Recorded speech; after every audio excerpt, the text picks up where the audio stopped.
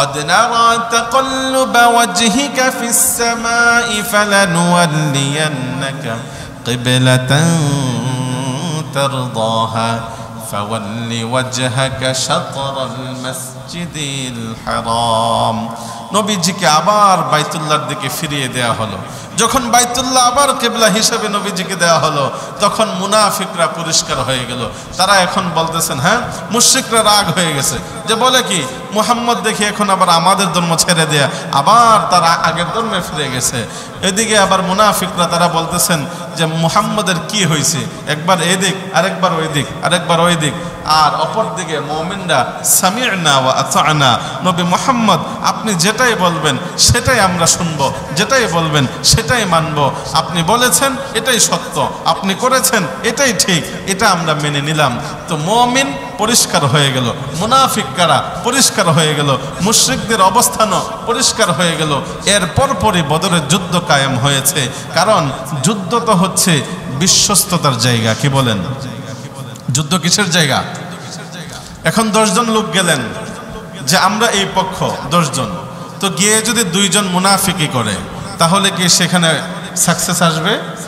তো যেহেতু বদর যুদ্ধ একেবারে কাছাকাছি, এই কিবলার পরিবর্তনের মধ্য দিয়ে যারা মুনাফিক ছিল, মুমিন মার্কা মুনাফিক বা মুনাফিক মার্কা মুমিন যারা ছিল, তারা ওই কিবলার পরিবর্তনের ঘটনার মধ্য দিয়ে নবীজির কাছে স্পষ্ট হয়ে গিয়েছে।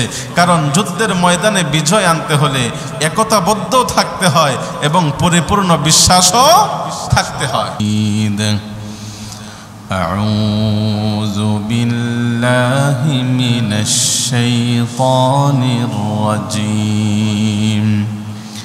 বিসমিল্লাহির রহমানির রহিম। والذين تبوأوا الدار والإيمان من قبلهم يحبون من هاجر إليهم ولا يجدون في صدورهم حاجة مما أوتوا ويؤثرون على أنفسهم ولو كان بهم خصاصة. وقال تعالى: والسابقون الأولون من المهاجرين والأنصار والذين اتبعوهم بإحسان رضي الله عنهم ورضوا عنه وأعد لهم جنات تجري تحتها الأنهار خالدين فيها أبدا ذلك الفوز العظيم. وقال تعالى في شان حبيبه: إن الله وملائكته يصلون على النبي يا أيها الذين آمنوا صلوا عليه وسلموا تسليما. درود إبراهيم پڑھیں. اللهم صل على محمد وعلى آل محمد كما صليت على إبراهيم وعلى آل إبراهيم إنك حميد مجيد. اللهم بارك على محمد وعلى آل محمد كما باركت على إبراهيم وعلى آل إبراهيم إنك حميد مجيد. الحمد لله. আল্লাহ সুবহানাহু ওয়া তাআলার দরবারে শুকরিয়া আদায় করছি যে আল্লাহ রাব্বুল ইজ্জত আমাদেরকে জুমাবার শুক্রবারে মসজিদে এসে কোরআন সুন্নাহর আলোকে কিছু কথা বলা ও শ্রবণের তৌফিক দান করেছেন। এজন্য অন্তর থেকে কালিমাতুশ শুকর পাঠ করি। সকলে পড়ে আলহামদুলিল্লাহ। আমরা গত জুমায় আলোচনা শুনেছিলাম যে নবীজি সাল্লাল্লাহু আলাইহি ওয়াসাল্লাম হিজরত করে মদিনায় গিয়েছিলেন। তো মদিনার মানুষগুলো রাসূলকে অভ্যর্থনা দিচ্ছিলেন, স্বাগত দিচ্ছিলেন এবং নবীজি সাল্লাল্লাহু আলাইহি ওয়াসাল্লাম মদিনায় গিয়ে সর্বপ্রথম একটি মসজিদ বানানোর উদ্যোগ নিয়েছিলেন। মনে আছে আলোচনা? তো নবীজি সাল্লাল্লাহু আলাইহি ওয়াসাল্লাম যে জায়গাটিতে মসজিদে নববী বানানোর প্ল্যান করেছেন, ইচ্ছা পোষণ করেছেন, তো এই জায়গাটা তো আরেকজনের, কি বলেন? তো নবীজি জায়গার মালিক খুঁজলেন যে এই জায়গার মালিক কে। মদিনাবাসীরা দুইজন বালক, দুইজন ছেলেকে দেখিয়ে দিল যে এই দুইজন হচ্ছে এই জায়গাটার মালিক, বর্তমান মসজিদে নববী যেখানে। রাসূল সাল্লাল্লাহু আলাইহি ওয়াসাল্লাম তাদেরকে ডেকে আনলেন, এনে বলতেছেন যে আমি তো ইচ্ছা করছি যে এই জায়গাটাতে মসজিদ নির্মাণ করব, তোমাদের বক্তব্য কি? ওই দুইজন বালক ছিল, একজনের নাম ছিল সুহাইল আর একজন ছিল সাহাল। সাহাল সুহাইল দুই ভাই ছিল, তারা এতিম ছিল। তো নবীজি বলতেছেন, যখন প্রস্তাব করেছেন যে আমি এখানে মসজিদ বানাবো, ওই বালক দুজন বলল, ইয়া রাসূলুল্লাহ, আপনি আমাদের মদিনায় এসেছেন, আপনি শেষ নবী, আপনার সম্পর্কে আমরা কত কিছুই শুনেছি। আপনি যেহেতু এখানে মসজিদ নির্মাণ করতে যাচ্ছেন, আমরা এই জায়গাটা মসজিদের জন্য অক্ষ করে দিলাম। নবীজি সাল্লাল্লাহু আলাইহি ওয়াসাল্লাম বলতেছেন, না, এইভাবে নেওয়া যাবে না। যেহেতু তোমরা এতিম, তোমাদের জায়গা এইভাবে আমি নিতে পারি না, নিব না। হ্যাঁ, যদি এটা আমার আবু বকর দিত, ওমর দিত, তাহলে নিয়ে নিতাম। তোমরা যেহেতু এতিম, অতএব তোমাদের এই জায়গাটা এভাবে নেব না। আমি এই জায়গার বিনিময়ে বর্তমান বাজার মূল্য দিয়ে দেব, দিয়ে তারপর এটা তোমাদের কাছ থেকে আমি ক্রয় করে এখানে মসজিদ নির্মাণ করব। দেখেন, নবীজি সাল্লাল্লাহু আলাইহি ওয়াসাল্লাম তো চাইলে পারতেন, যে শিশুরা অনুমতি দিয়েছিল, ওই জায়গার দুইজন বালক মালিক, তারা অনুমতি দিয়েছিল, অক্ষ করার জন্য ইচ্ছা পোষণও করেছিল। তারপরেও নবীজি নেন নাই, কারণ তারা কি ছিল? এতিম ছিল। এই জন্য নবীজি সাল্লাল্লাহু আলাইহি ওয়াসাল্লাম মক্কা থেকে মদিনায় হিজরত করে যাওয়ার পর বলা যেতে পারে প্রাথমিকভাবে নবীজি 4টা কর্মসূচি নিয়েছিলেন। কয়টা? মদিনায় গিয়ে নবীজি 4টা কর্মসূচি বাস্তবায়নের লক্ষ্যে কাজ আরম্ভ করেছিলেন। 4টা কর্মসূচি হচ্ছে, 1 নম্বর হচ্ছে মসজিদ নির্মাণ করা, আর 2 নম্বর কর্মসূচি ছিল যে আনসার এবং মুহাজির যারা আছে, মক্কা থেকে হিজরত করে যারা মদিনায় এসেছে, মদিনায় যে সমস্ত আনসারি সাহাবীরা তাদেরকে অ্যাকসেপ্ট করেছে, গ্রহণ করেছে, তো তাদের মধ্যে একটা ভ্রাতৃত্বের বন্ধন তৈরি করে দেয়া। যে কেমন ভ্রাতৃত্বের বন্ধন? বলে যে নবীজি যখন যা বলবে তাই করবে। আনসার এবং মুহাজির সাহাবীদের মধ্যে এমন ভ্রাতৃত্বের বন্ধন হবে যেটা পৃথিবীর মধ্যে সবথেকে শ্রেষ্ঠ, সেরা ভ্রাতৃত্বের বন্ধন হবে। কারণ ভাই ভাইয়ের বন্ধন আর ঈমানের বন্ধন দুইটা দুই জিনিস। ভাইয়ের বন্ধন, রক্তের বন্ধন, রক্তের বাঁধন, রক্তের সম্পর্ক থেকে ঈমানের সম্পর্ক হচ্ছে সবথেকে বড়। তো নবীজির 2 নম্বর যে টার্গেট, যে মিশন, যে কর্মসূচি ছিল, সেটা হলো যে মদিনার মানুষদের মধ্যে এবং মক্কা থেকে হিজরত করে মদিনায় আসা উভয়ের মধ্যে একটা কঠিন ভ্রাতৃত্বের দেয়াল তৈরি করে দেয়া। 3 নম্বর কর্মসূচি ছিল যে নবীজি সাল্লাল্লাহু আলাইহি ওয়াসাল্লাম মদিনার মানুষের মাঝে একটা চুক্তিনামা করেছিল, যেটাকে আমরা অনেক সময় শুনে থাকি মদিনা সনদ। শুনেছেন? মদিনা সনদ নামে আমরা যেটা শুনে থাকি বা পড়ে থাকি। আর 4 নম্বর নবীজির কর্মসূচি ছিল যে মুজাহিদ বাহিনী গঠন করা, মুজাহিদ বাহিনী তৈরি করা, যে বহিরা দেশ থেকে বা বাহির থেকে কোনো জুলুম আসলে, কোনো নির্যাতন আসলে, কোনো অ্যাটাক আসলে সেটা যেন প্রতিহত করতে পারে। অলরেডি তো মক্কার কাফেররা নবীজি যখন মদিনায় চলে গিয়েছে, যাওয়ার পর মদিনার যে বড় বড় ব্যক্তিরা ছিল, নেতৃস্থানীয় ব্যক্তিরা ছিল, তাদেরকে মক্কার কাফেররা অলরেডি হুমকি দিচ্ছিল যে তোমরা তাকে জায়গা দিয়েছ, আমাদের দেশ ছেড়ে সে পালিয়েছে, তার অনুসারীরা পালিয়েছে, তাদেরকে জায়গা দিয়েছ, তো তোমাদের খবর আছে, যে কোনো সময় কিন্তু আমরা অ্যাটাক করব। ওই যে আমার দেশের যখন রোহিঙ্গারা নতুন নতুন আসলো, আমার দেশের গভর্নমেন্ট রোহিঙ্গাদেরকে জায়গা দিল, তখন কিন্তু ওই রোহিঙ্গা থেকেও এরকম একটা কি আসছিল, এই সমস্ত আপনার হুমকি ধমকি এগুলো আসছিল যে যে কোনো সময় এই আপনার যে টেকনাফ এরিয়াটাকে আমরা দখল করে নেব, অথবা আমরা তাদের উপরে অ্যাটাক করব, এ সমস্ত হুমকি আসছিল, বারংবার এসেছে। তো মক্কার মানুষগুলো মদিনার ওই সমস্ত লিডারদেরকে বলছিল বারবার যে আমরা যে কোনো সময় হামলা করব, আক্রমণ করব। তো রাসূল এই সমস্ত হামলা আক্রমণ ঠেকানোর জন্য একদল মুজাহিদ বাহিনী গঠন করেছিলেন। এই মোট 4টি কর্মসূচি রাসূল সর্বপ্রথম মদিনায় গিয়ে নিয়েছিলেন। কয়টি? 4টি। 1 নম্বর ছিল মসজিদ নির্মাণ করা।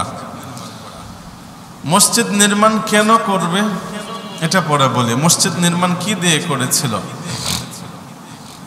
ভাইরা আমার, নবীজি সাল্লাল্লাহু আলাইহি ওয়াসাল্লাম এতিম 2 বালকের থেকে ওই জায়গাটাকে কিনে নিলেন।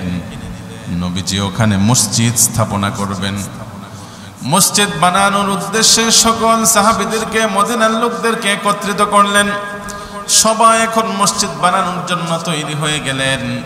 মসজিদ বানাবে কি দিয়ে? বলে সবাই খেজুর গাছ কাটতে আরম্ভ করেছে। কি গাছ? খেজুর গাছ কাটতে আরম্ভ করেছে। খেজুর গাছের গাছ দিয়ে হবে পিলার, গাছ দিয়ে হবে খুঁটি। খেজুর গাছ কেটে কেটে এভাবে পিলার বানিয়েছে, খুঁটি বানিয়েছে। আর খেজুর গাছের পাতা দিয়ে, ডাল দিয়ে, খেজুর গাছের এই সমস্ত অন্যান্য অংশগুলো দিয়ে ছাদ বানিয়েছিল। মক্কার মানুষরা, সাহাবীরা, এমনকি নবীজি সাল্লাল্লাহু আলাইহি ওয়াসাল্লাম সহ সবাই একত্রে কাজ করছেন।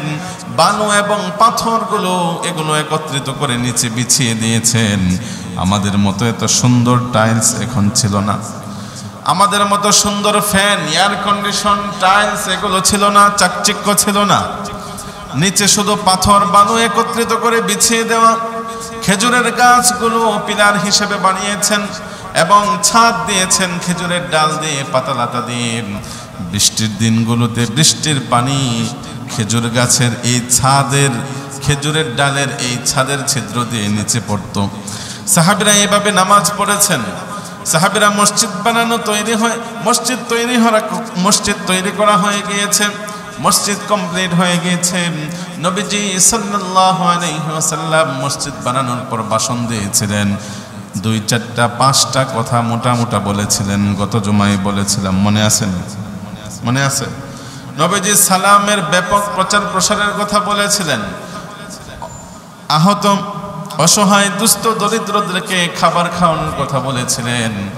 নবীজি আত্মীয়তার সম্পর্ক বজায় রাখার কথা বলেছিলেন। এবং নবীজি সাল্লাল্লাহু আলাইহি ওয়াসাল্লাম মক্কার মানুষগুলোর সাথে ভ্রাতৃত্বের বন্ধন কিভাবে অটুট থাকবে সেই বিষয়গুলো সম্পর্কে বলছিলেন।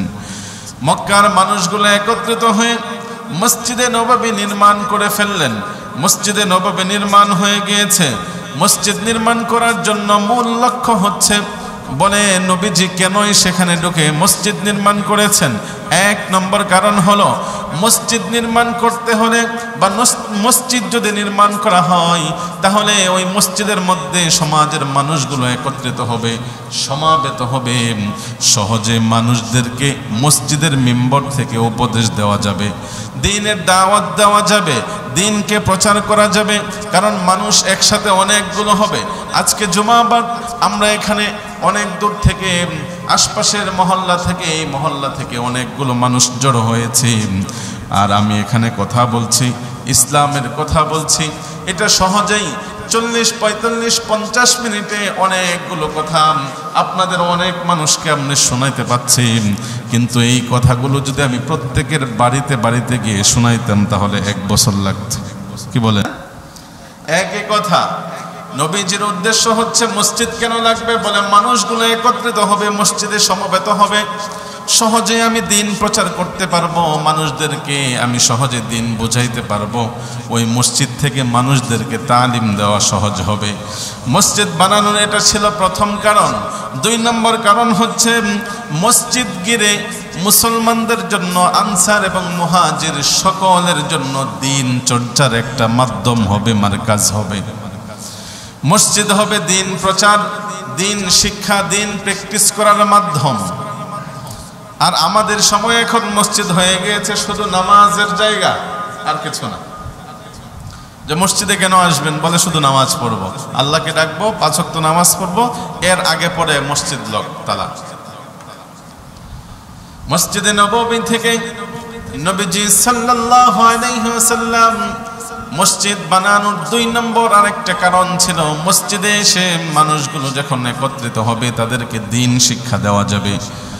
নতুন নতুন যারা মুসলিম হয়েছে তাদেরকে দিন শিখাবো, এবং পুরাতন যারা আছে তারা তাদেরকে তালিম দিবে। এক কথায় দিনের তালিম মসজিদ থেকে দেওয়া সহজ হবে। মানুষগুলো মসজিদের দিকে একে একে আসতে লাগে নবীজিকে দেখার জন্য। মদিনার আশপাশের ইহুদি মুশরিক অন্যান্য মানুষগুলো নবীজিকে দেখার জন্য মসজিদে আসতেন। তো মসজিদে এসে যখন নবীজিকে দেখতেন, সুন্দর পরিবেশ দেখে, তালিম, তরবিয়ত, মজমা দেখে বিধর্মী মানুষগুলো মুসলমান এবং ইসলামের এর সৌন্দর্যতা দেখে কালিমা পড়ে মুসলমান হয়ে যেতেন। কারণ মসজিদ তো ভ্রাতৃত্বের জন্য সব থেকে বড় মারকাজ। বাজারে চাষ করে যাবেন, আপনার মেজাজ ফুরফুরে থাকে না, রাগের মেজাজ নিয়ে গেছেন, সেখানে গিয়ে যদি আরো কোনো একটু কথা ডিভাইডেড হয়ে যায় তাহলেই ঝগড়া। আর মসজিদে বউ পিটিয়ে আসার পরেও মসজিদে আসে ঢুকবেন, মনটা প্রশান্তি হচ্ছে, আস্তে আস্তে রাগ কমছে কমছে কমছে, মন ফ্রেশ হচ্ছে, ভালো হচ্ছে। বলে এখানে এক কাতারে সবাই সারিবদ্ধভাবে দাঁড়িয়ে যখন মসজিদের মধ্যে মুসলমানদের এই সৌন্দর্যগুলো বিধর্মীরা দেখত, তারা এই ইসলামের সৌন্দর্য, আনুষ্ঠানিকতা দেখেই মুসলমান হয়ে যেত। কারণ মসজিদে তো সবাই একটা ভ্রাতৃত্বের বন্ধনে একত্রিত হয়।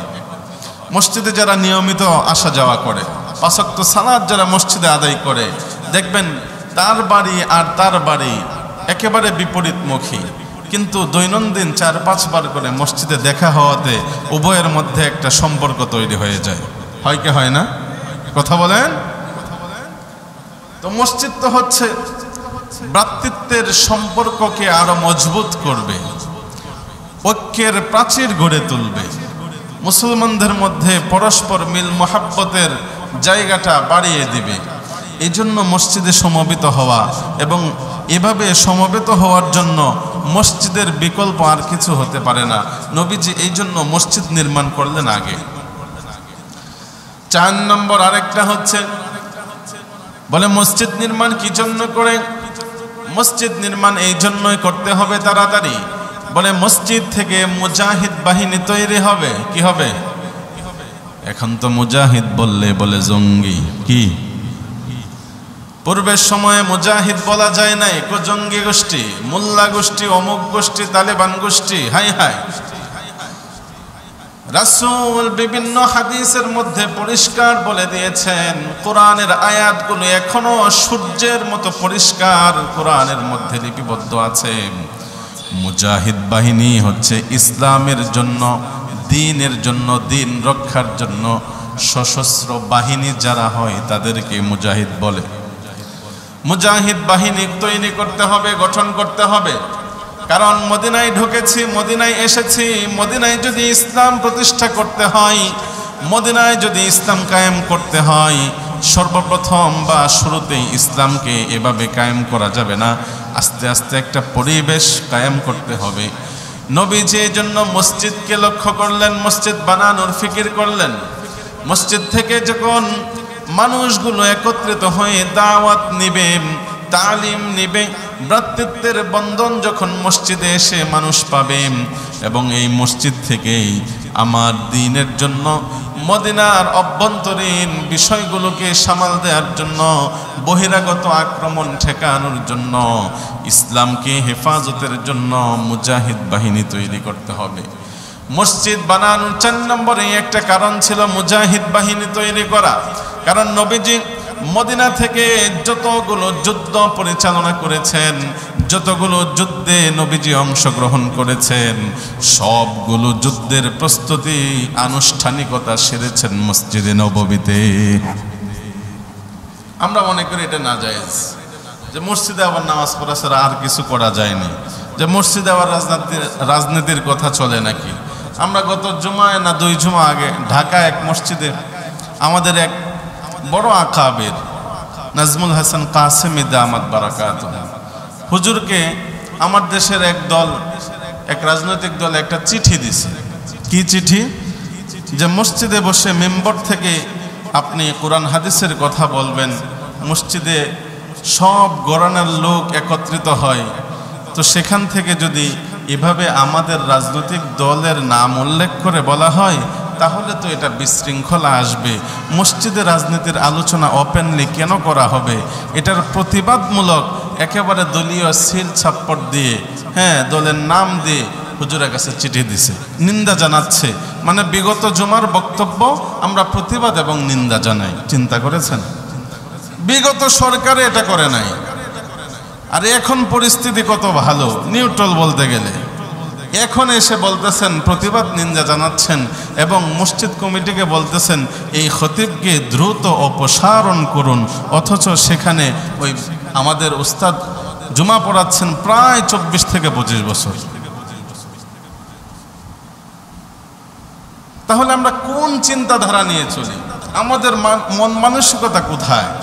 ইসলাম কি বলে আর আমি কি বলছি? ইসলাম কি আমাকে শিক্ষা দেয় আর আমি আমার সমাজ থেকে কি শিক্ষা নিচ্ছে? আমাদের সমাজের অবস্থাটা কোথায় গিয়ে দাঁড়িয়েছে? বলে মসজিদের রাজনীতির কথা বলা যাবে না। তো নবী যে মসজিদ থেকে যে মুজাহিদ বাহিনী তৈরি করলেন, মসজিদ থেকে যুদ্ধের জন্য প্রথমেই যার হাতে কালিমার পতাকা এবং অস্ত্র বা আপনি তলোয়ার তুলে দিয়েছেন, মসজিদে এগুলো হয়েছে। মসজিদ থেকে নবীজি রাষ্ট্র পরিচালনা করেছেন, মসজিদে বিচার বিভাগ কায়েম করেছেন, মসজিদ থেকে হিদায়াতের কথা বলেছেন, মসজিদ থেকে সকল সাহাবীদেরকে উদ্দেশ্য করে বিভিন্ন সময় খুতবা দিয়েছেন। সব তো মসজিদ কেন্দ্রিক। তাহলে আমাদের জন্য মসজিদ শুধু নামাজ কেন্দ্রিক কিভাবে হলো? কোত্থেকে আসবে? ভাইরা আমার, নবীজি সাল্লাল্লাহু আলাইহি ওয়াসাল্লাম মসজিদ নির্মাণ করার জন্য সর্বপ্রথম এই জন্যই উদ্যোগ নিয়েছেন, কারণ মসজিদকে ঘিরে সব কিছু কর্ম পরিচালনা হয়, সব কিছু মসজিদ কেন্দ্রিক পরিচালনা হবে। মসজিদের যে ইমাম হবে, সমাজেরও সে ইমাম হবে।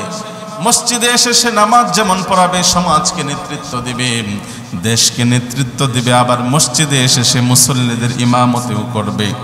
এটা হচ্ছে ইসলাম। মসজিদের মধ্যে সব কার্যক্রম নবীজি সম্পাদন করেছেন।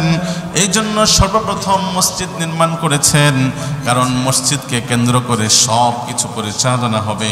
নবীজি সাল্লাল্লাহু আলাইহি ওয়াসাল্লাম এবার মসজিদ স্থাপনা শেষ, নামাজ পড়ছেন, কিন্তু নামাজের সময় সব সাহাবীরা একত্রিত হতে পারে না। কেউ সময় আগে হয়ে যায়, কেউ পরে হয়ে যায়, কেউ এসে জামাত পায়, কেউ পায় না, একত্রিত হতে পারে না। কারণ একত্রিত হওয়ার সময়টা সবার কাছে ঠিক থাকে না। কি করা যায়? যে একটা ফিক্সড টাইমে, নির্দিষ্ট সময়ের মধ্যে সবাই একত্রিত হয়ে জামাতে নামাজ পড়বে। এই জন্য নবীজি সাল্লাল্লাহু আলাইহি ওয়াসাল্লাম সব সাহাবীদেরকে নিয়ে একটা মিটিং বসলেন, মশওয়ারা বসলেন। সব সাহাবীদেরকে নিয়ে মিটিং বসলেন। সকল সাহাবীরা নবীজি সাল্লাল্লাহু আলাইহি ওয়াসাল্লামকে 4টা পরামর্শ দিলেন, যে সঠিক টাইমে, ঠিক টাইমে সবাই সম্মিলিত আকারে জামাতে নামাজ পড়ার জন্য একত্রিত কিভাবে হতে পারি। সাহাবীরা 4টা প্রস্তাব করলেন।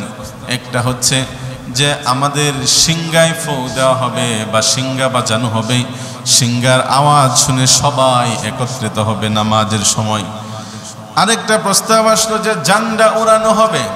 যখন জান্ডা উড়ানো হবে এটা দেখে সবাই একত্রিত হবে, বুঝতে পারবে নামাজের সময় হয়েছে। জান্ডা উড়ানো দেখে সবাই একত্রিত হয়ে তারপর নামাজ পড়ব। 3 নম্বর আরেকটা প্রস্তাব দেওয়া হলো যে আগুন প্রজ্বলিত করা হবে। যদি ওই আগুনটা পাহাড়ের উপর প্রজ্বলিত করা হয়, সবাই আগুন দেখে মনে করবে বা বুঝতে পারবে নামাজের সময় হয়েছে, সবাই একত্রিত হবে। 4 নম্বরে আরেকটা প্রস্তাব আসলো যে ঢোল পিটাবে। কি পিটাবে? ঢোল বাজানো হবে। ঢোল বাজানো বা ঢোলের আওয়াজে সবাই বুঝতে পারবে নামাজের সময় হয়েছে, সবাই একত্রিত হবে এবং নামাজ আদায় করবে। নবীজি সাল্লাল্লাহু আলাইহি ওয়াসাল্লামের কাছে একটা প্রস্তাবও ভালো লাগে নাই, একটাও ভালো লাগে না, মনোপুত হয় নাই।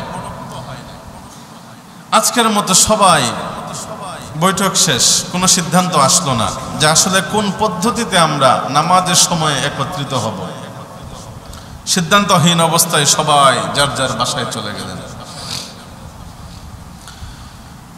যেদিন বাসায় চলে গেলেন কোনো সিদ্ধান্ত আসলে না, ওদিন রাত্রিবেলা হযরত আব্দুল্লাহ ইবনে যায়েদ রাদিয়াল্লাহু আনহু রাতের বেলায় স্বপ্ন দেখতেছেন এক ব্যক্তি সিংহা হাতে নিয়ে হাঁটছে। কি হাতে বলেন?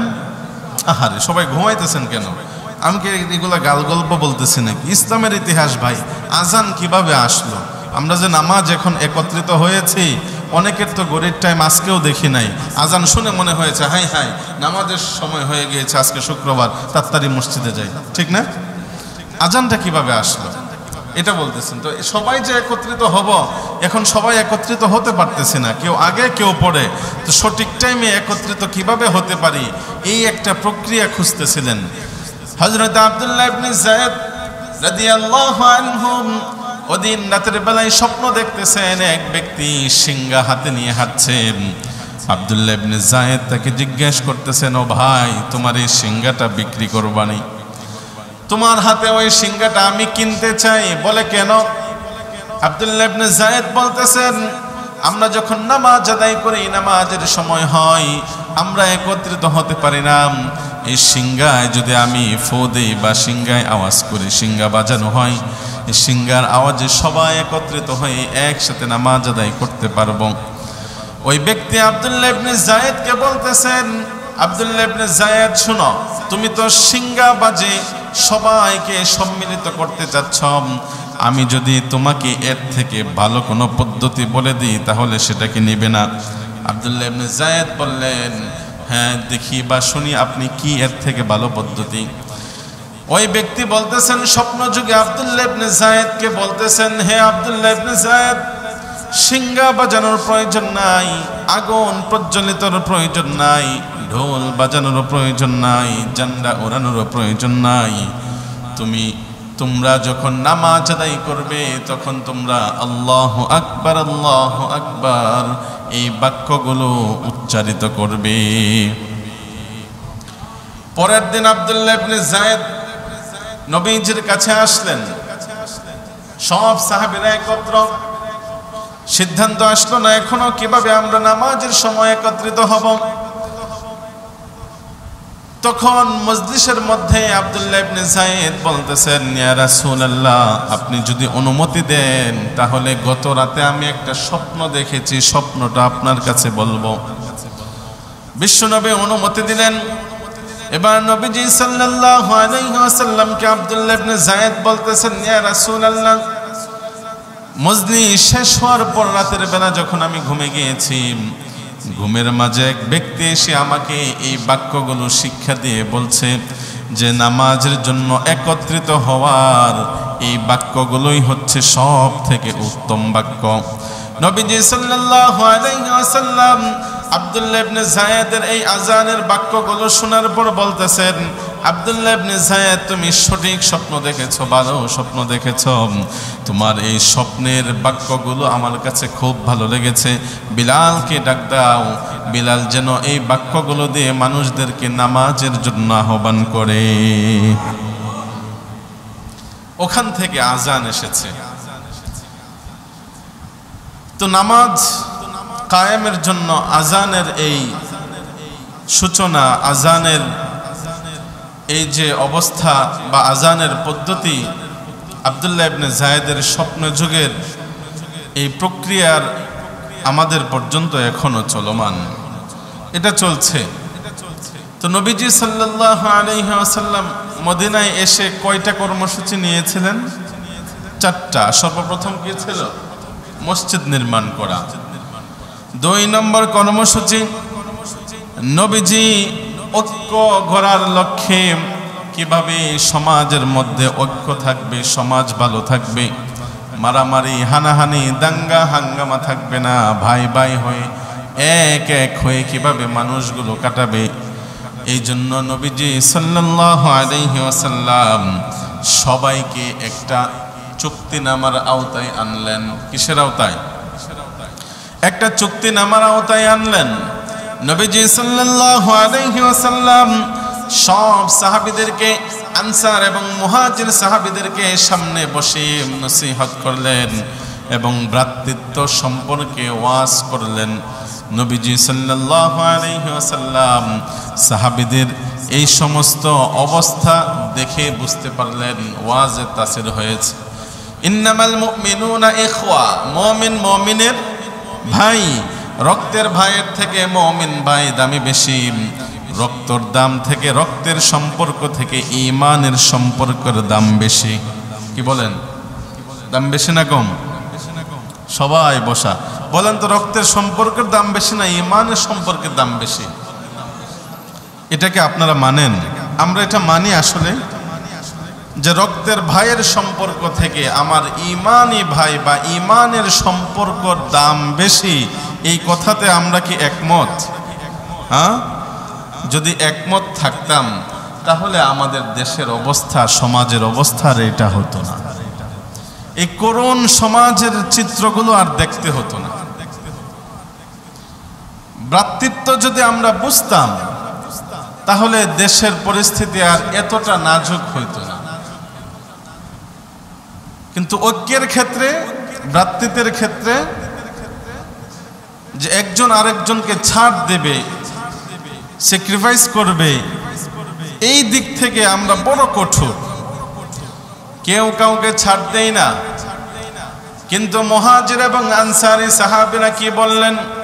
নবীজির বয়ান শোনার পর প্রতিটা আনসারী সাহাবী মুহাজির সাহাবীদেরকে বলতেছেন, হো আমার ভাইরা, তোমরা তো অনেকেই মক্কা থেকে হিজরত করে মাতৃভূমি ছেড়ে এসেছো, নিজেদের সহায় সম্বল সম্পত্তি রেখে এসেছো, অনেকেই বিবাহিত তারপরেও স্ত্রী রেখে এসেছ, অনেকের স্ত্রী নাই, অনেকে বিবাহ করই নাই।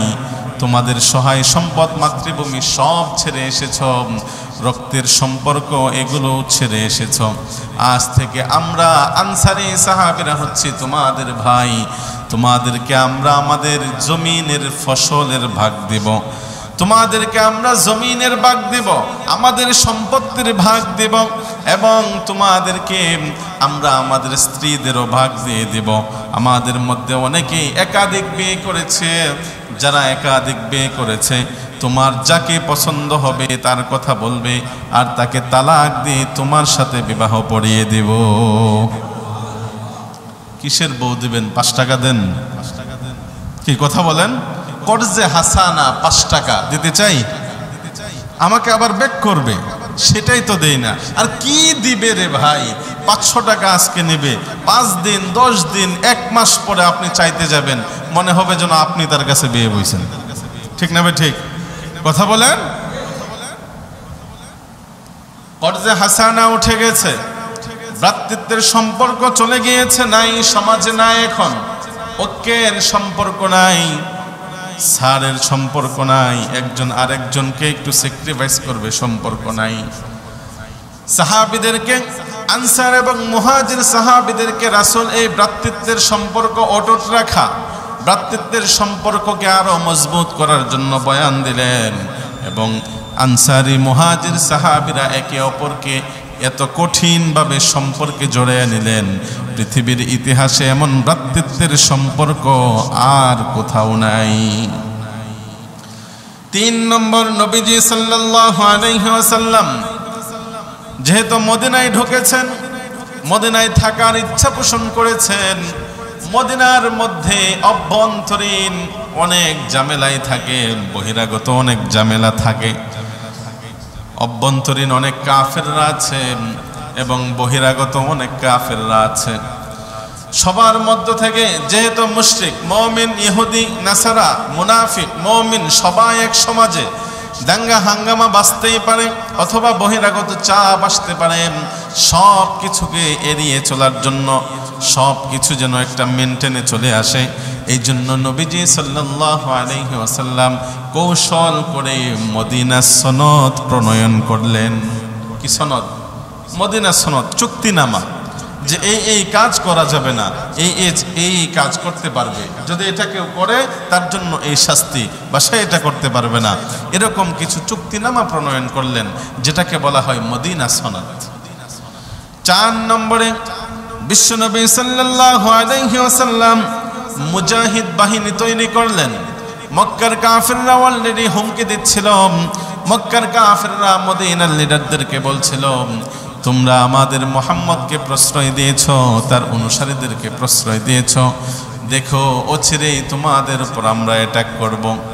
বিশ্বনবী সাল্লাল্লাহু আলাইহি ওয়াসাল্লাম তিনি তো বুঝতে পারছেন, তিনি জানতেন যে মদিনাওয়ালারা যে কোনো সময় আমাদের উপর অ্যাটাক করতে পারে। এই জন্য কিছু কিছু সাহাবীকে বাছাই করে, নির্ধারণ করে এদেরকে দ্বীনের মুজাহিদ বানাইলেন, যে তোমরা সশস্ত্র বাহিনী হবে, এই মদিনাকে পাহারা দেবে, দ্বীন ইসলামের উপর কোনো আঘাত আসলে, কাফের বেঈমানদের পক্ষ থেকে কোনো অ্যাটাক আসলে তোমরা এটাকে সামাল দেবে। এই বলে একদল মুজাহিদ বাহিনী গঠন করলেন। মুজাহিদ বাহিনী গঠন করার পরক্ষণেই এর কিছুদিন পরে গিয়ে বদরের যুদ্ধ কায়েম হয়েছে। কোন যুদ্ধ? বদরের যুদ্ধ কায়েম হওয়ার আগে নবীজির কিবলার পরিবর্তনের ঘটনা ঘটেছে। নবীজি তো বাইতুল্লাহর দিকে ফিরে নামাজ পড়তেন, মদিনায় আসার পর বাইতুল মুকাদ্দাসের দিকে ফিরে নামাজ পড়ে, বাইতুল মুকাদ্দাসের দিকে ফিরে নামাজ পড়ে। এদিকে মুশরিকরা অনেক খুশি হয়েছে যে দেখ বিধর্মী মুহাম্মদ, মুশরিকরা তো বিধর্মী বলবে, কারণ তারা তো কি শিরকি ধর্মের অবলম্বন করে, বলে বিধর্মী মুহাম্মদ দেখ, সে এখন আমাদের ধর্মের দিকে ফিরে এসেছে, বাইতুল মুকাদ্দাসের দিকে সে নামাজ আদায় করে। মুশরিকরা খুব খুশি। অপরদিকে যারা মুনাফিক ছিল তারা একটু ভিতরে ভিতরে সমালোচনা করছে যে আমাদের মুহাম্মদের কি হয়ে গেল, একদিন এইদিকে আর একদিন ওইদিকে। নবীজি সাল্লাল্লাহু আলাইহি ওয়াসাল্লাম বিশ্বনবীর মনোপুত হচ্ছিল না বাইতুল মুকাদ্দাসের দিকে ফিরে নামাজ আদায় করা, এটা নবীজির কাছেও ভালো লাগছিল না। নবীজি বারবার নামাজের দিকে, নামাজের মধ্যে আকাশের দিকে তাকাইতেন। আল্লাহ রাব্বুল আলামিন নবীজির এই তাকানোটা যে অনিচ্ছার তাকানো, এটা বুঝতেন। বাইতুল মুকাদ্দাস যে নবীজির খুব একটা প্রিয়, খুব একটা ভালো লাগছে, ব্যাপারটা এমন না। আল্লাহ পাক একদিন জোহরের সময় নবীজিকে নামাজের মাধ্যমে জানিয়ে দিলেন যে আপনি এখন থেকে বাইতুল মুকাদ্দাস না, আবার পূর্বের কিবলা বাইতুল্লাহর দিকে ফিরে নামাজ পড়ুন। قد نرى تقلب وجهك في السماء فلنولينك قبلة ترضاها فول وجهك شطر المسجد الحرام। নবীজিকে আবার বাইতুল্লাহর দিকে ফিরিয়ে দেয়া হলো। যখন বাইতুল্লাহ আবার কিবলা হিসেবে নবীজিকে দেয়া হলো, তখন মুনাফিকরা পরিষ্কার হয়ে গেল। তারা এখন বলতেছেন, হ্যাঁ মুশরিকরা রাগ হয়ে গেছে, যে বলে কি মুহাম্মদ দেখি এখন আবার আমাদের ধর্ম ছেড়ে দেয়া, আবার তারা আগের ধর্মে ফিরে গেছে।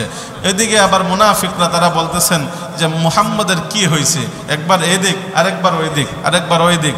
আর অপর দিকে মুমিনরা সামি'না ওয়া আতা'না, নবী মুহাম্মদ আপনি যেটাই বলবেন সেটাই আমরা শুনবো, যেটাই বলবেন সেটাই মানব। আপনি বলেছেন এটাই সত্য, আপনি করেছেন এটাই ঠিক, এটা আমরা মেনে নিলাম। তো মুমিন পরিষ্কার হয়ে গেল, মুনাফিক কারা পরিষ্কার হয়ে গেল, মুশরিকদের অবস্থানও পরিষ্কার হয়ে গেল। এর পরপরই বদরের যুদ্ধ কায়েম হয়েছে। কারণ যুদ্ধ তো হচ্ছে বিশ্বস্ততার জায়গা। কি বলেন? যুদ্ধ কিসের জায়গা? এখন 10 জন লোক গেলেন যে আমরা এই পক্ষ, 10 জন, তো গিয়ে যদি 2 জন মুনাফিকি করে তাহলে কি সেখানে সাকসেস আসবে? তো যেহেতু বদর যুদ্ধ একেবারে কাছাকাছি, এই কিবলার পরিবর্তনের মধ্য দিয়ে যারা মুনাফিক ছিল, মুমিন মার্কা মুনাফিক বা মুনাফিক মার্কা মুমিন যারা ছিল, তারা ওই কিবলার পরিবর্তনের ঘটনার মধ্য দিয়ে নবীজির কাছে স্পষ্ট হয়ে গিয়েছে।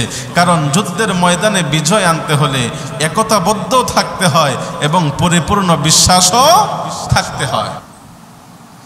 তো কাফেররা সবাই মিলে ওই বদরের যুদ্ধে নবীজির বিরোধিতা করেছে। আর বদর প্রান্তরে মুসলমানদের বিজয় হয়েছিল। কেন বলে?